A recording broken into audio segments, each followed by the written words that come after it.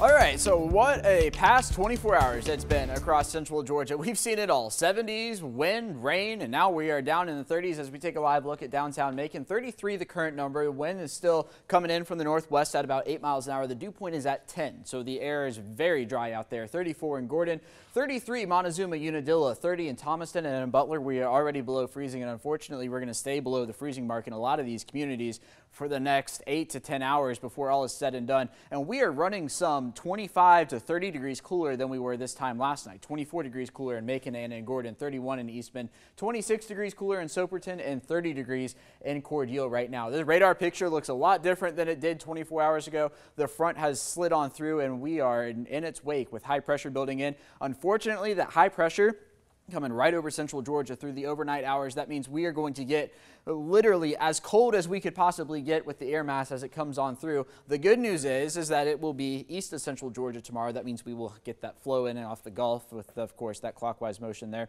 and our temperatures will begin to warm back up. So here we go through the overnight hours. I know these are only showing 30s at 7 a.m., but every data point we have says that we are going into the low 20s. So expect to start in the low 20s tomorrow and then warm up into the 50s, about 55 or so by about 5 p.m. And that's going to be it for the day. Yeah, we're getting into the middle of March now, and we're only getting into the middle 50s for the afternoon high. Then waking up Monday morning, still relatively cool across the region. So headed out to work early, headed out to the school bus. Temperatures near freezing. It feels like temperatures might be a few degrees cooler than that. So a cold morning to start, but rebounding rather quickly. So one of these days on Monday where you need the coat in the morning and the short sleeves in the afternoon as we rebound into the upper 60s fairly quickly, with a few clouds beginning to return as we roll on into Tuesday. So the real story tomorrow morning going to be these feels like temperatures. We could see low 20s, maybe even a few teens across the region. And then by 11 a.m., still feeling like the 30s out there. And as we head through the afternoon hours, the wind will really begin to subside and it will feel like the actual air temperature going for a high in the mid 50s, and it will feel like that. But before we get there,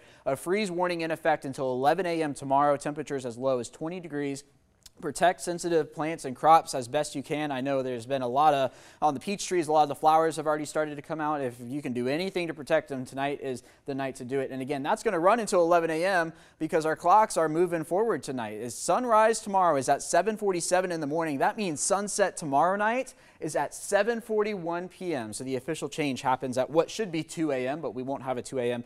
And this, the time of year, a reminder to replace your batteries and critical alarms like smoke detectors, carbon monoxide detectors, and weather radios. On into the work week, we get another disturbance in here along about Tuesday, Wednesday. There's a pretty good rain chance with that. The models are in fairly good agreement on this in terms of the rain intensity, maybe seeing a few thunderstorms, which is actually kind of surprising because with this kind of weather system, they typically don't agree all that much. And then here we go into the weekend. Unfortunately, it looks like the start of the Cherry Blossom Festival might be a little wet. So 70% chance of rain on Tuesday, a 60% chance of rain on Wednesday. 23 tonight. That is what I have for the overnight low as we spring forward. A hard freeze for everybody. Then for tomorrow, here you go, Connor Hines. There is your Mercer baseball graphic. Starting off cold and then warming up into the middle 50s. Here's the 7-day. There's the dancing leprechaun. A rain chance on Tuesday and Wednesday, and then 73 for St. Patrick's Day, and then the Cherry Blossom Festival on Friday. Connor, let's roll things on over to you.